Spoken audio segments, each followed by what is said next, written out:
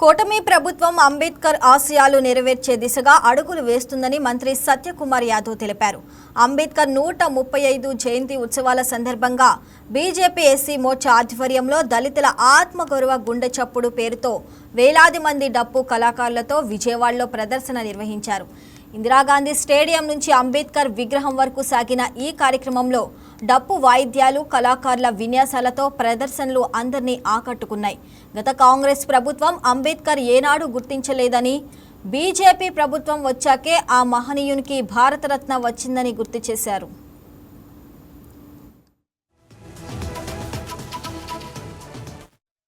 దేవాలయ వ్యవస్థ నిర్మాణం చేసిన దాంట్లో దళితులకి, బలహీన వర్గాలకి, మిగతా అన్ని జాతులకి ప్రాధాన్యత ఇచ్చే విధంగా ఒక వ్యవస్థ నిర్మాణం చేశారనే విషయం మనందరూ కూడా గుర్తుంచుకోవాలి.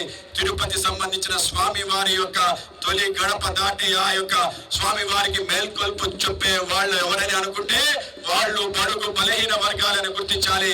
డప్పు కళాకారులు మేల్కొల్పు కేవలం అక్కడే కాదు, సన్నిధ గొల్ల అని చెప్పి ఒక గొప్ప సాంప్రదాయం ఉంది. గొల్లవాడు వెళ్ళి స్వామి వారి యొక్క తలుపు తీసి స్వామి వారికి మేల్కొల్పు కొట్టాలి అంటే మన డప్పు కళాకారులు డప్పు కొట్టాలి. ఆ విధంగా గొప్ప వ్యవస్థ కేవలం ఒకే దేవాలయంలో కాదు, అన్ని దేవాలయాలు ఉంది కనుక అనేక రకాల బ్రహ్మోత్సవాల్లో, అనేక రకాల ఊరేగింపుల్లో తప్పనిసరిగా మంగళ వాయిద్యంగా కూడా డప్పు ఉందనే విషయం, ఆ డప్పుకి ఆ గుర్తింపు ఇవ్వాలని దేవాలయ వ్యవస్థలో తప్పనిసరిగా డప్పు కూడా సన్నాయి డోలుతో పాటు పెట్టాలి అని చెప్పి పెట్టే విధంగా ప్రయత్నం చేస్తాం. ముందుగా 135వ జయంతి సందర్భంగా గత ఏప్రిల్ 14 135వ జయంతి ఉత్సవాలు మనం రాష్ట్ర వ్యాప్తంగా ప్రభుత్వ పరంగా, పార్టీల పరంగా, సామాజిక పరంగా కూడా నిర్వహించుకుందాం.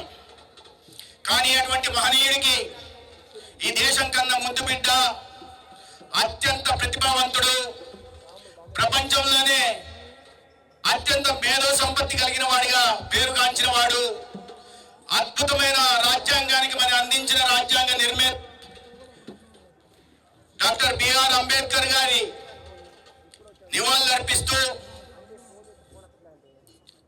అటువంటి మహనీయుడు జయంతి రోజు, వర్ధంతి రోజు గుర్తు చేసుకోవడం, సమర్పించుకోవడం